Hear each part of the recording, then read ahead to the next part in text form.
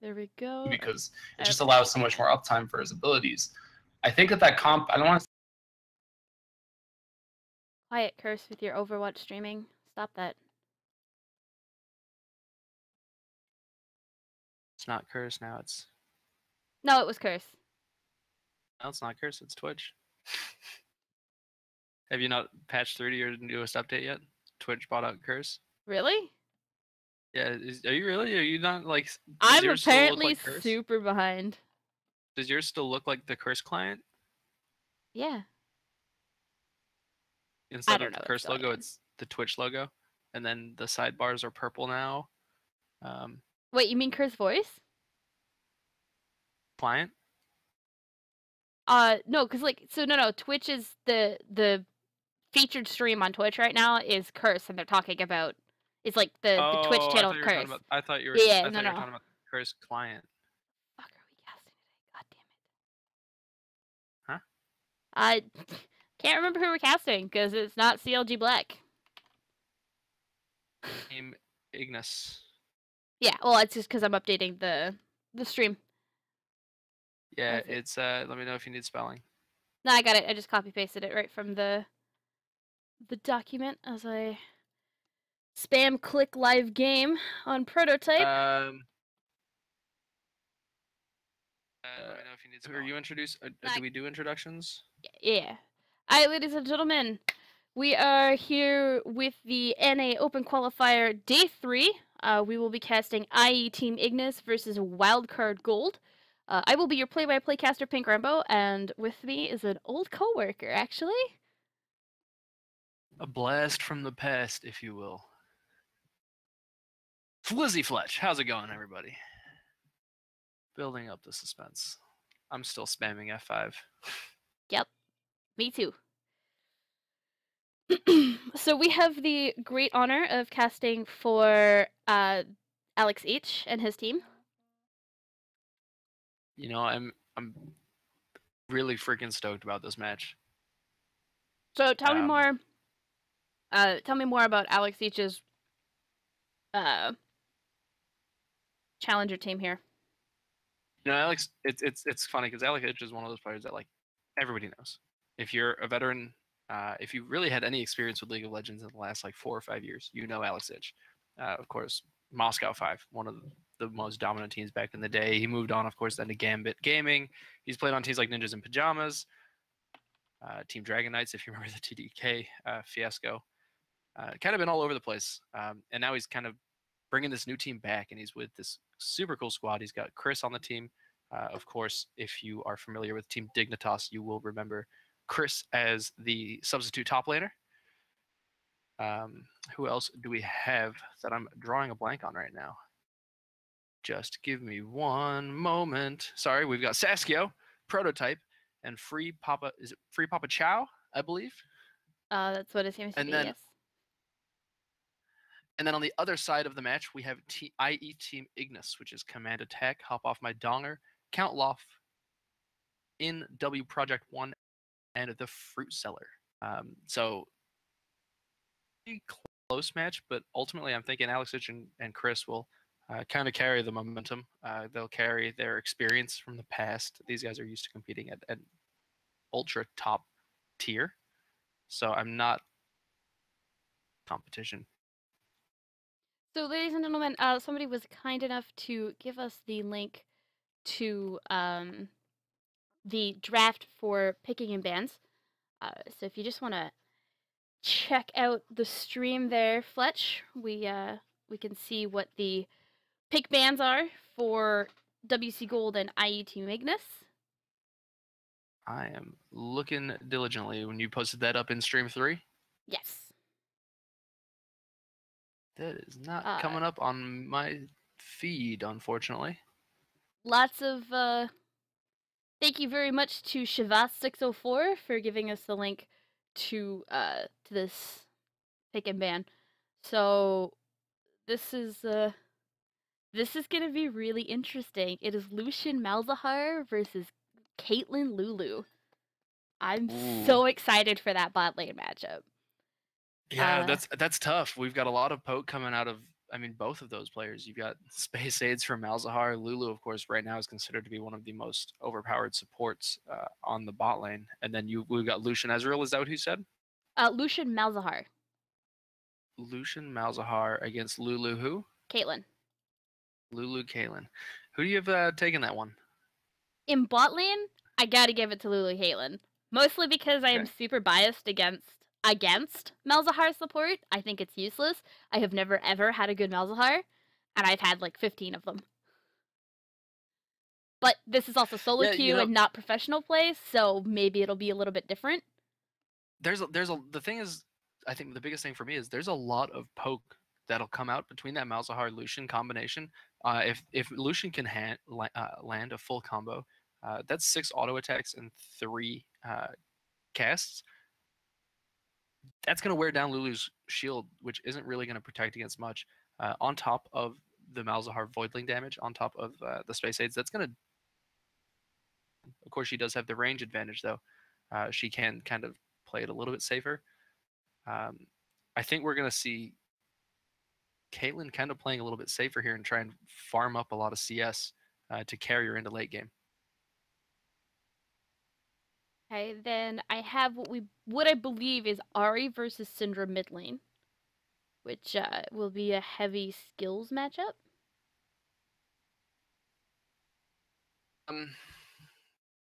It's tough. Ahri's got the mobility, but Syndra has that burst damage. I've played a lot of Syndra in my day, and she's one of those champions that unless you've got a shield or a barrier, you're gonna get nuked by her at some point in the game. At some point, she will 0 to 100 you. But of course, Ahri does have that mobility once she hits her level 6 that Syndra's not really going to be able to, hopefully, in Ahri's case, land a lot of those spheres. Who do you think is going to take it? Between Ahri and Syndra, I'm hoping it's Syndra. Okay. One of those champions that is going to get really exciting late game.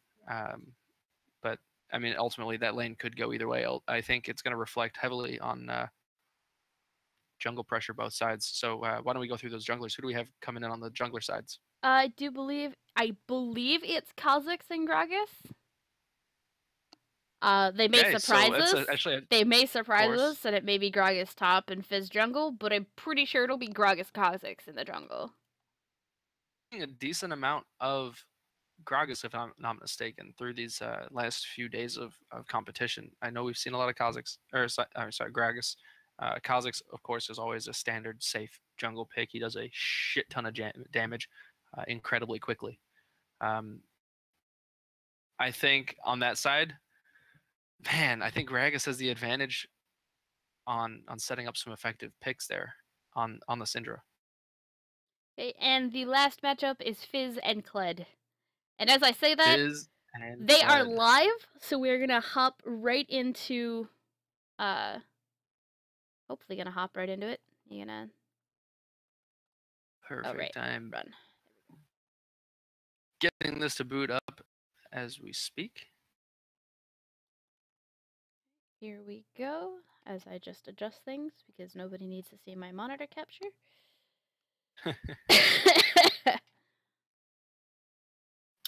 So everyone, as we've mentioned once before, my name is FlizzyFletch, otherwise known as FlizzyFletch. I'll be doing your color commentary, joined by one of my old CLG co-writers, PinkRambo. Yeah, and I will be your play-by-play caster. We're gonna get hype, we're gonna get loud, and we're going to have a blast.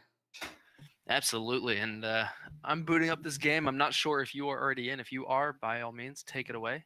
I am not. It's deciding to slowly but surely. Yes, slowly but surely. That's what they all say. But yeah, you know what? It's a really cool opportunity. There's a lot of really, really good players in this tournament.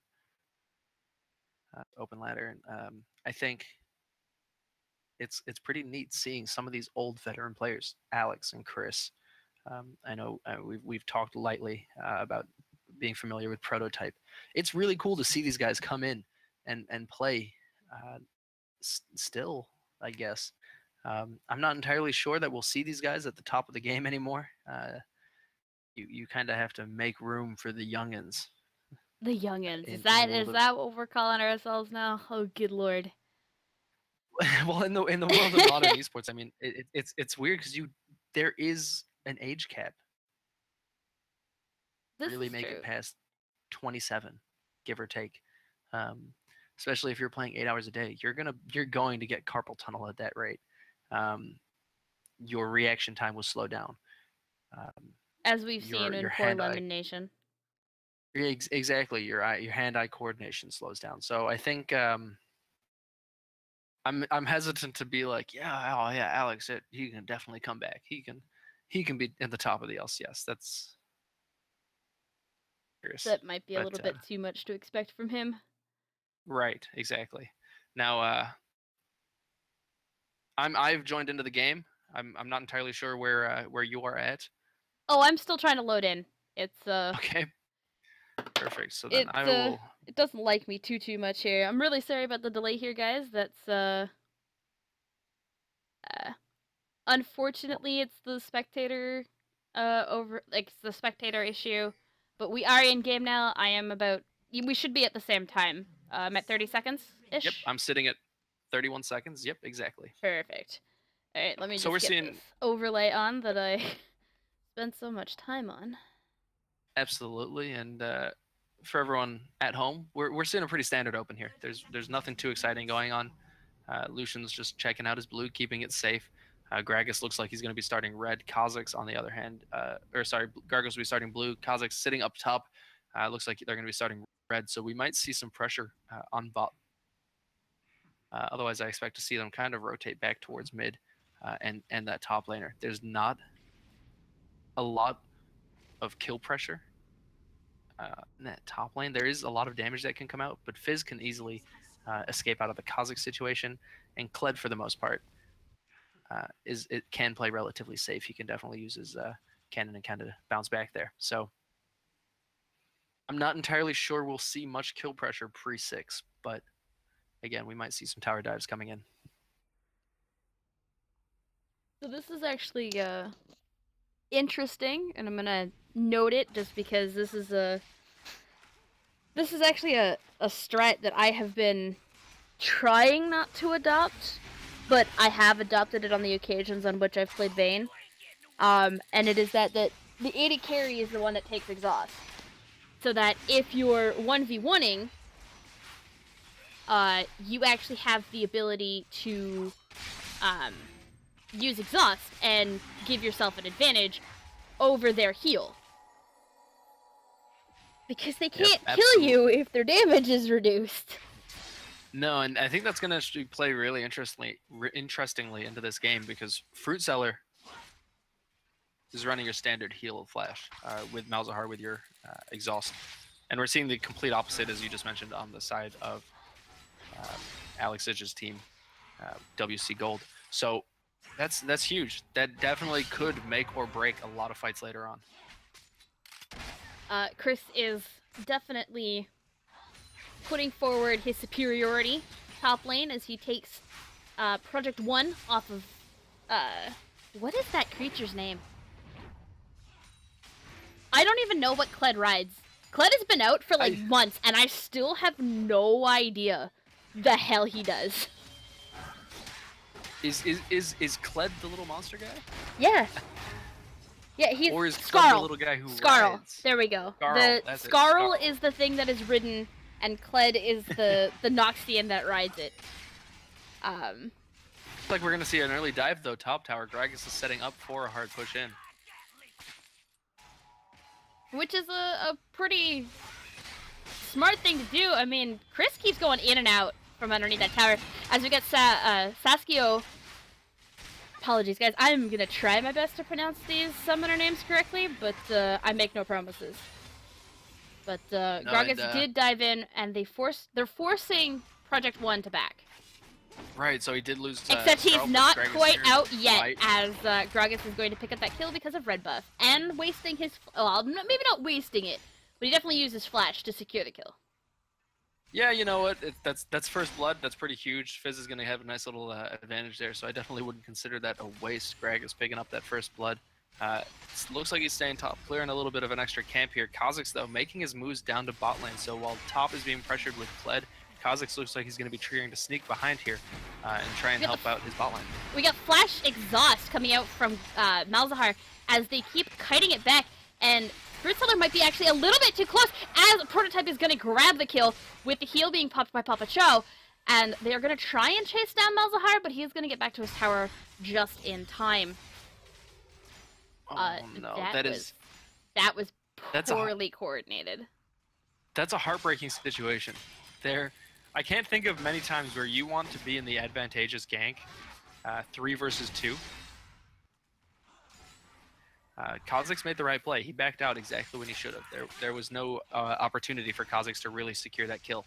Nope, he did back out, but it does look like they're coming right back around. And we do have Syndra joining him, so that definitely does have the damage. And keep in mind, Prototype's exhausted down, and so is Lulu's heal. Yeah, the stun is actually going to miss from command attack as they do both walk right on out of that gank without Prototype having to use Flash. I am disappointed that command attack is not playing Orianna. With a name like that, yeah, well, not playing Orianna, I am disappointed. No, especially if just a little bit later on a play like that, level 6 Orianna would have easily picked up a double kill. Well, she's not even level 6. She's level 5. No, it's again, it's tough though. Matchup, I'm not sure would have been the best pick. I do think Syndra was the safe play. Oh, it probably was. I'm just disappointed with that name. He's not playing Orianna. But so let's take a second and let's before everyone gets into. Sorry, hang on. We got Project 1 actually going to go down to Chris 1v1, and Gragas is going to come up to make sure that Minso does not jump in on the follow-up gank. Why? Why would you fight Fizz when he has Ignite back up? I don't. What I want to know is the nerves that Project 1 is dealing against. Knowing that you're going up against Chris, knowing that you're going up against Alex and Prototype, you're playing some incredibly well-known veterans, and I think we're actually going to see another dive top lane.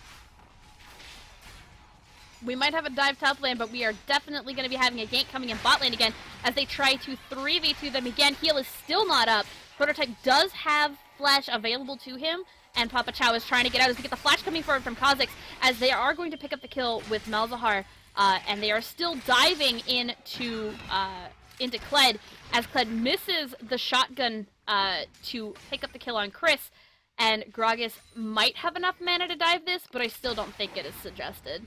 Not with how fast Kled can actually get back Skarl if he kites it out properly. Yeah, we're seeing a lot of pressure on complete flip sides of the map. Gragas has been living top lane, trying to shut down that Kled.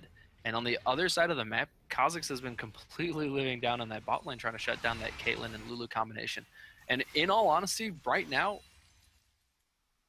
favor of WC Gold. We have seen way more pressure on top lane. We've seen Fizz come out with a kill, and Gragas has come out with a kill, and Caitlyn has come out with a kill in between all these ganks. And at the end of the day, the only kill that's come out in favor of Team Ignis is the Malzahar, which isn't necessarily where you want your kills to go. But what I was trying to highlight before that play, bot side with vision has been tremendous. Ignis has had wards in Gragas' deep jungle. They've got river pretty much completely covered, whereas the only ward that WC Gold has is in that bush just above Dragon Pit. Is it? Okay, I was about to say, is Kha'Zix actually gonna die to red buff? Come on. That's definitely not something they can afford at this stage of the game. There's no doubt about that. We've got 3 players down on the bot lane. It looks like we're gonna see that first tower go down in favor of WC Gold. And that is actually a really good thing for Caitlyn, because now she can roam and pressure mid lane, which then will allow Alex H to roam and get fed. Right. I want to say that Alex H was known for his Kha'Zix. I may be misremembering. I'm gonna be honest, I never really paid a lot of attention to Alex. Probably not as much as I should have, but I mean... No, we're seeing the dragon go down, though. We're seeing first tower gold go in favor of WC gold. And we're seeing the blue buff fall off of the red team into the blue team's hand. Setting up for a gank on Fizz, but they have that complete control of the vision on the north side of the river. Oh, we get the so Gragas really combination coming out from against command attack, which was really well done. However, he is in trouble with the Malzahar ult used to pick up that kill, and now double buffs are on Kha'Zix, and that is where they want them. Yeah, and that rotation was perfect. You have 3 players now in mid. Your Syndra's down, unfortunately. But on the other side of the map, Gragas with the wave clear and the ultimate to get them out is gone. We're going to see a lot of damage come in here as long as Fruit Seller doesn't get picked up by Alex, but Alex is down an ultimate. Dragon is down, so now they're going to look for a new opportunity to rotate. We're seeing those AD carries shift lanes, so Caitlyn and Lulu are going to be expected to go up to the top now. That's pretty standard, while Fizz is going to try and free farm and be aggressive on that bot side of the map. So whether or not Kled does make the rotation down or they keep the Fizz Malzahar bot lane, there's no way Lucian can handle Fizz alone, though. Most certainly not with a 1 kill and a Sheen in favor of the Fizz. The other thing I want to point out is, despite the multiple ganks, despite the lane rotation, Prototype is still up a significant amount of CS. That was, what, Yeah, 3 absolutely. ganks from Kha'Zix bot lane? And then, and he's still up 40 CS. Not only just the CS, but they also got that first tower gold. There's a considerable lead in favor of Prototype and the Alex Ich team. Of course, if you look at the gold lead on the top, we're sitting here at just under 5,000 gold, 10 minutes or 11 minutes into the game. 1 dragon is already on their side. The kill lead is 4-2. They have 2 out of the 3 outer towers. At this stage of the game, it is incredibly early to be falling this far behind. Of course, yeah, they can come back. No one's saying they can't. But they're further away. And this is going to be your 3rd tower, too. And that's... See, this is a sign of a team that rotates well. They... And, I mean, you can't even say that they didn't do well in... Oh my. Oh my god. Oh, that was probably... So, that was actually a really interesting interaction, and I'm going to talk about it real quick and hopefully be able to get it out before they start fighting again. Gragas threw the barrel for the ult as Malzahar started to ult. So, because the ability has already been thrown and doesn't get cancelled, it's not a channel, it's instantaneous, Malzahar actually got his ultimate nullified by the person he was ulting.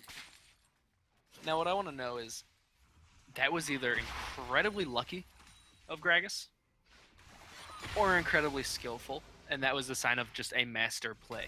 That couldn't have gone better for him. They obviously locked him down and nuked him as soon as the fight happened. But again, whether it was luck or skill, I'm not entirely sure, but Alex here might get a little caught out, though, as he pushes up, trying to contain that CS.